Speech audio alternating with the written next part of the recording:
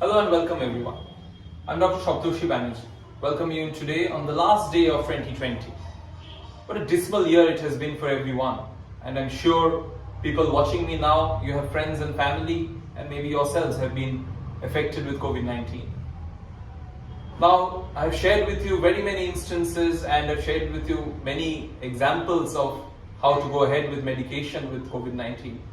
But today, on the last day of 2020, I'm going to share with you my COVID story and what happened when I was down with COVID-19 and how I got up, sprang up and recovered with homeopathy and homeopathy only.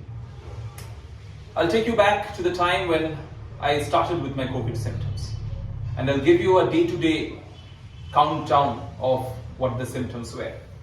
So let me start with day 1 and day 2. What happened? I had a bit of a sore throat.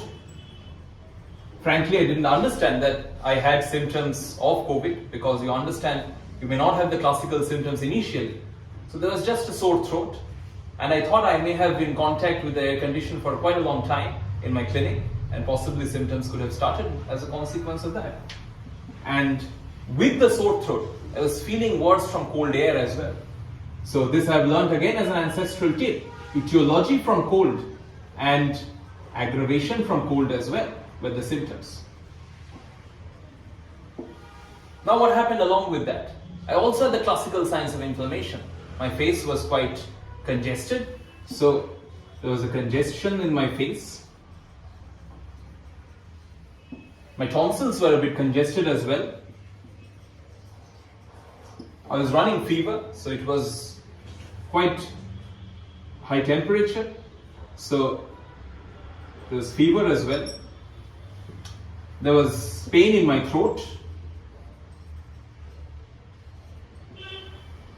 and I could feel a swelling in my tonsils as well. So if you see from this, all the classical signs of inflammation, as you can know, rubocalcidola tumor.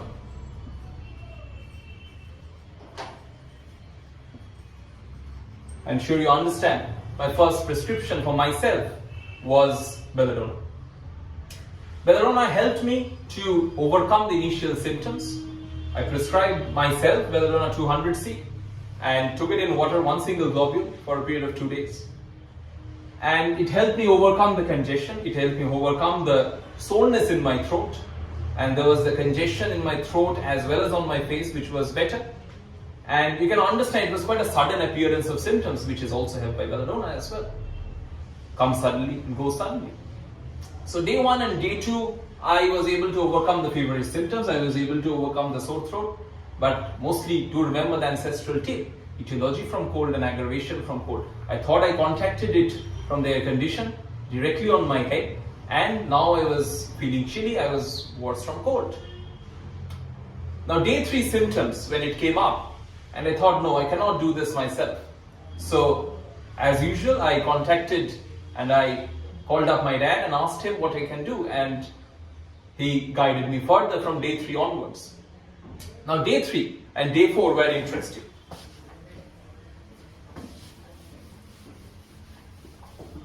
To be honest with you, each one of us know that whenever we come down with a fever or an acute cold, we have a definite group of symptoms which generally comes up. But here, with day 3, my symptoms were a bit different. And so, I thought I should not treat myself. And day 3 and day 4, I was feeling really weak. So weakness was really, really prominent. I was sweating quite a lot. And I generally perspired, but during these 2 days, I was really perspiring out of proportion. And the weakness I was feeling more around the time of the morning. Along with this, interestingly, I didn't have much cough on day 1 and day 2. So there's a little bit of cough which came up, but along with that, there was interestingly a stitching pain in my chest.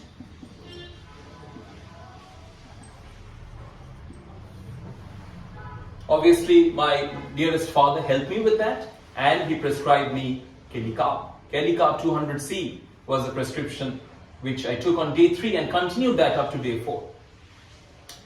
Now, interestingly, as you can understand, I was quite anxious because I didn't have any group of symptoms like these ever in my life. With an acute state, I generally come down with a sore throat and that congestion, and again it overcomes with belladonna. And there was a little bit of anxiety as well, and this was especially when I was alone. So that was also a feature of Keli Carb, that the anxiety is prominent when I'm being alone. And if you understand Keli Carb, the triad of Keli Carb is sweat, backache and weakness. Obviously I didn't have the backache, but I had 2 of the 3 triads which helped me guide towards Keli Carb. In fact, my dad guided me towards Keli Carb with the sweat, with the weakness, and the weakness was especially worse in the morning. And the stitching pain as well, and you know Kelis have the stitching pains. So day 3 and day 4 I took Keli Carb. Weakness was better, the stitching pains were much better with Keli Carb as well. Now comes day 5, and day 5 and day 6, you see how interestingly it comes up. Again, I was doing better for 2 days, day 5 and day 6, again called up that you know, the weakness is a little bit better, I do not feel any more stitching pains at all. Now what to do? We had a different group of symptoms now. Day 5 again, interestingly, I was feeling bloated. So there was a lot of bloating. Plus. I was feeling like an air hunger, you know, I'm feeling like if the doors and windows are closed, I cannot breathe anymore. So there was an air hunger which was quite prominent. Also along with that, I was having a lot of belching as well. Eruptions were plus. So that was interesting. They were feeling bloated. There was a lot of eruption. Still there was quite a lot of weakness as well. Say it was 10 out of 10 before Keli Carb. After Keli Carb, it was at least 4 to 5 out of 10. So if it was not 3+, I will say the weakness was still plus. Now along with that, if you have seen myself in previous videos as well, if you've seen myself, I'm quite active and quite energetic. But now with these day 5 and day 6, although the fever was not there, I was feeling very sluggish. And that was another feature as well. And with the bloating, I could feel a heavy sensation around my upper abdomen. So it was feeling heaviness in my chest and upper abdomen. So that was there. As I said, there was a lot of bloating, eruptions were there. And with the sluggishness, I will say it was more sleepiness which I was feeling. I told my dad that it is a sleepy feeling which I am feeling, and he interpreted that as sluggishness. Now if you think, my friends, that there's a very good complementary relationship between Keli Carb and Carbo-Vegetablets. And after prescribing Keli Carb, I had improved to that extent. And with these group of symptoms, obviously it pointed towards Carbo-Veg. With the air hunger, you know, all carbons have the strong desire for fresh open air. You can think that of Keli Carb, Calcaria Carb, Graphitis, all carbons, they crave fresh open air. The air hunger is also a feature of Carbo-Veg, that's why. Bloating, lot of belching, eruptions which make me better. Weakness, Carbo-Veg is in general very weak and exhausted. Vitality is quite low. And again the sluggishness of carbon, I told my dad that I was feeling really sleepy. So that's the sluggishness which had come upon me on a very active and energetic person. So the sluggishness was there.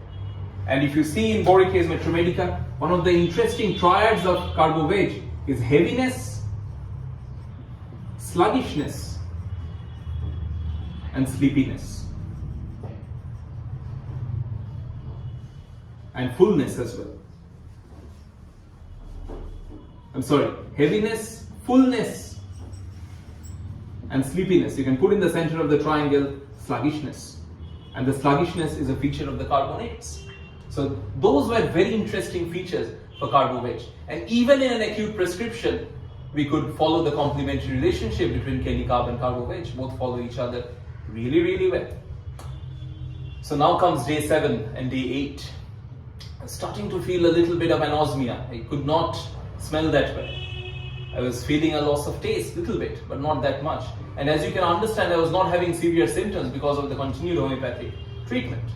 Now day 7 and day 8 was interesting.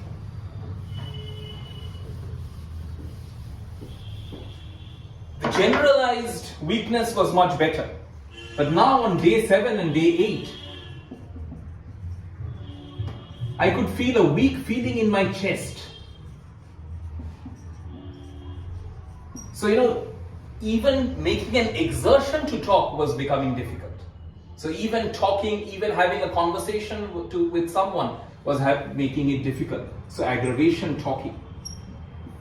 And there was I could feel the weakness which was day on day 3, day 4, day 5, which was concentrated on my entire system, vitality, is now coming and concentrating around my chest.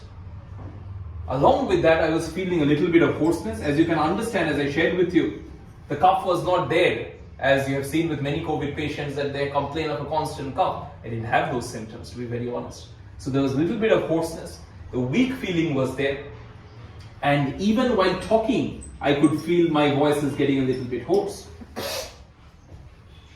And my respiration, I could feel, was a little being short and oppressed. So I was having a little bit of tachypnea, so hurried breathing, short breathing, and it was a bit of oppressive breathing. And whenever I was using my voice, I could feel it's making an exertion to have a conversation, to have a talk. And again, the wisdom of my dad, and the prescription was Stannum Metallicum. Why Stannum Metallicum? Any Metromedica you open up, you'll see it's mentioned. Weakness of sternum is always concentrated around the chest. Talking causes a weak feeling in the chest, and that was exactly what I felt. And believe me, with a single dose of Stannum Metallicum 200C, the weakness in my chest was completely gone. And very many of you will be astonished, will be scratching your heads thinking Stannum Metallicum is a chronic medicine. Why would you prescribe it in an acute phase? I'll say no, my friends. If you open Borica's Metromedica, you'll see it's mentioned that you can prescribe even an influenza cough. So acute, subacute conditions, if the symptoms corroborate, you can always prescribe Stannum Metallicum. Because of the weakness, hoarseness, and talking is always making it difficult. And it's always concentrated around the chest. I continued Stannum Metallicum for about 3 to 4 days, a single globule in a bottle of water, because I was feeling more renewed improvement with Stannum Metallicum. And by day 10 or day 11, believe me, I had completely recovered from COVID symptoms. Very many cases you'll find, my friends, that you may need different remedies. I'm not ever telling you that this is the only set of remedies will be needed in COVID-19, but this was my experience with COVID-19. Few other remedies which I'd like to share with you, which can be prescribed, is a very interesting medicine, especially in today's world for the post-COVID weakness, is Tinospora cordifolia. If you have the Indian version of Borica, you'll find it's also mentioned as Gulancha, which is specially known as a pick-me-up remedy. So the patient is totally exhausted, totally drained down in bed, especially post-COVID, and you need to give him that vital energy to bring him back on his feet. Tinospora can be prescribed. In Borica, you'll find it mentioned in the relationship of cyanothus as mentioned as a remedy for fever with splenic enlargement. But even if you do not have the febrile symptoms, you can even prescribe Tinospora just on the basis of the extreme weakness, especially the patient is feeling they cannot get up from the bed, pick me up. Another medicine which can also be thought of, especially in cases of post-COVID debility, is Sorinum. If you look in Allen's or in Borica's Metromedica, you'll find debility in Sorinum, especially after an acute disease. And Sorinum will help you sometimes overcome the post-COVID debility, even the low feeling, the hopelessness which comes up after COVID-19 can also be addressed with Sorinum as well. So this was my COVID story, my friends. I hope this will give you confidence, this will give you hope, especially going into the new year, and homeopathy has the ability, homeopathy has the courage to handle cases of COVID-19. And you can see, I'm speaking before you today, hale and hearty is a prime example of that. Thank you. Long live Hanuman, long live.